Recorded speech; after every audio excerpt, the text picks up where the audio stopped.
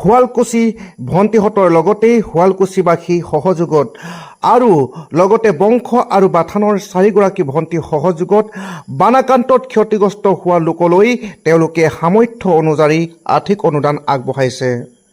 নমস্কাৰ সকলোকে।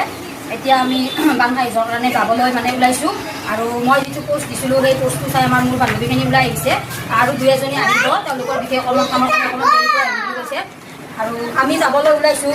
আপোনালোকৰ সঁহাৰি পাম বুলি আশা কৰিছোঁ। আৰু দুদিন যোৱাকালি আমি যাই কিনে আহিলোঁ, আপোনালোকৰ যথেষ্টখিনি সঁহাৰি পাইছোঁ, মৰম চেনেহ পাইছোঁ, নথৈ আনন্দিত হৈছোঁ আৰু এতিয়াও আমি যাবলৈ ওলাইছোঁ। আজিও আশা কৰিছোঁ আপোনালোকৰ সঁহাৰি পাম। আৰু এটা কথা বনালোঁ, কাপোৰৰ কাৰণে বহুতে মোক কৈ আছিলে, কিন্তু এতিয়া মই দুখিত কাপোৰখিনি ল'ব নোৱাৰিম, কাৰণ যিখিনি দাদাক আমি কাপোৰখিনি দিছিলোঁ তেওঁলোকৰ অলৰেডি কাপোৰ হৈ গ'ল, তেওঁলোকে কাপোৰ ল'ব নোৱাৰে। সেয়ে কাপোৰৰ বাবে কি যোনে যোনে মোক সুধি আছিল তাৰ কাৰণে জনাইছোঁ, এতিয়া কাপোৰ ল'ব নোৱাৰিম। তো এতিয়া যাত্ৰা আৰম্ভ কৰোঁ, যাতে আমি সফল হওঁ, সকলোৱে আশীৰ্বাদ কৰিব। জয় জুবিন দা, জয় আই অসম, জয় আই অসম। নমস্কাৰ।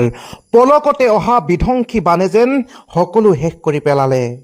কোনোবাই আপোনজনক হেৰুৱাইছে, কোনোবাই ঘৰৰ সা সম্পত্তি হেৰুৱাইছে, কোনোবাই এটুপি পানীৰ বাবে হাহাকাৰ কৰাৰ লগতে এমুঠি খাদ্যৰ বাবে হাহাকাৰ কৰিবলগীয়া অৱস্থা হৈছে।